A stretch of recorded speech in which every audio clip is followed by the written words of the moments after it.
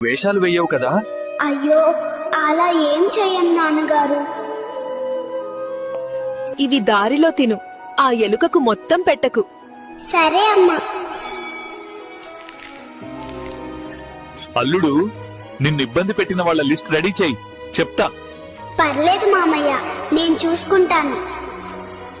నాన్నా, ఇదిగో, ఇవి దారి ఖర్చులకి ఉంచుకో. సరే అత్తయ్య. జాగ్రత్తగా ఉండు. నెక్స్ట్ మంత్ నేను వస్తున్నా అని చెప్పు వాళ్ళకి. అన్నయ్య, వచ్చేటప్పుడు నాకేమైనా తీసుకురా. వాళ్ళ కోరికల లిస్టు తెస్తాలే, కలిసి తిరుద్దాం. ఏరా, బ్యాగ్ సర్దావా? సర్దేశా బాసు.